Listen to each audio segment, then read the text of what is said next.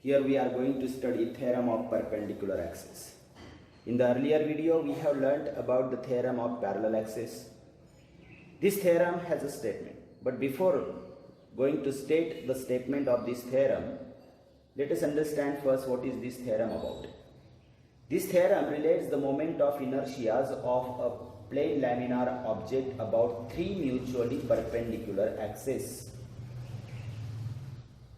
Two of these three axes are in the plane of the laminar object and one is perpendicular to the object. Now what is mean by laminar object? A laminar object is like a leaf of the tree or any two-dimensional object, for example a ring, a disc or any plain sheet of metal you can consider. So I hope you must have understood what is mean by laminar object. Now let us see the statement of this theorem.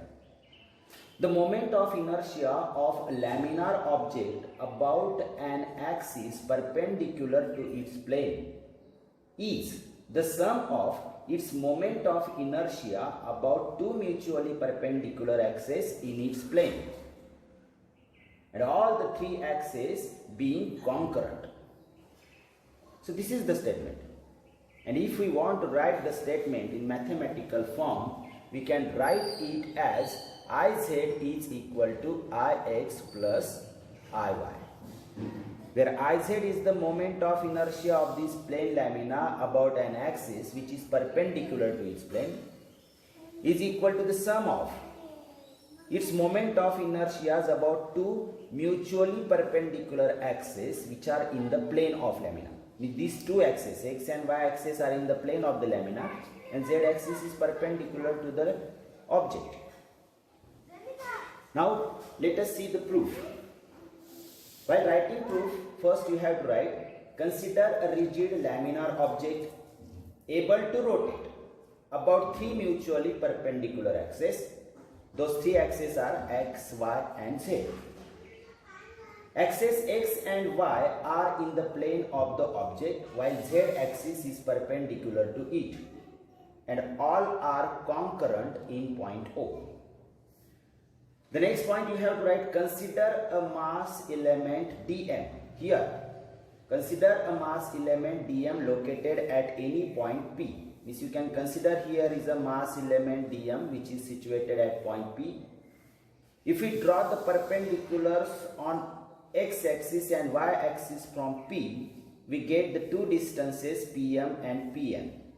Here PM is equal to y and PN is equal to x, means x, y-intercept and x-intercept.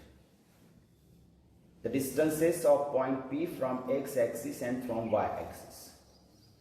Now, we can also find out the distance of point P from the z-axis. OP is the distance of point P from z-axis, and how can we find it out? If we look at this quadrilateral, it is a parallelogram, and you know that the opposite sides of parallelogram are congruent. So if distance PM is y, ON is y. PN is equal to x, so OM is equal to x. This triangle OPN is a right angle triangle. If PN is drawn perpendicular here, means N is a right angle. So by applying Pythagoras theorem, OP is the hypotenuse. So we can write OP square is equal to x square plus y square. X square plus y square.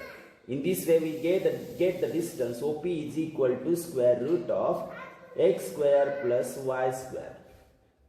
Now these are the distances, three distances of point P from x-axis, y-axis and z-axis respectively.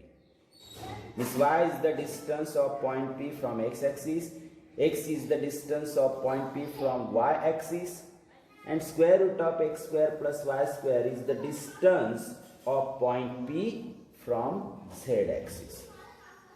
Now, we know that here if the body is rotating about each and every axis, able to rotate, so we can write the mi about x-axis, y-axis and z-axis.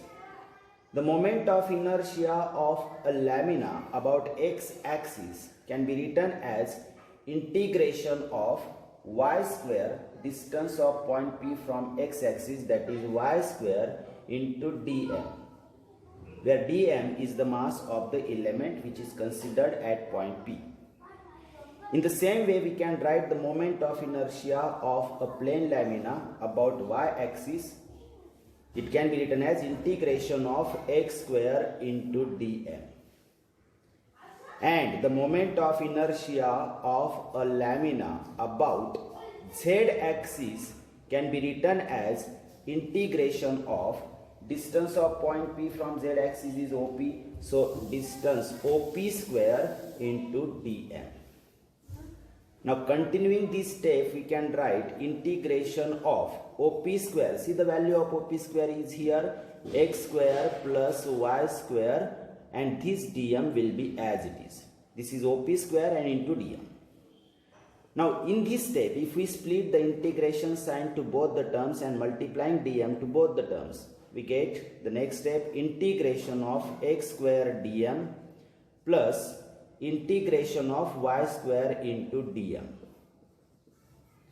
Now if we give these two steps, number 1 and number 2, we can see that the value of integration of x square dm is iy, so we can write here iy, plus value of integration of y square dm is ix, so it can be written as ix.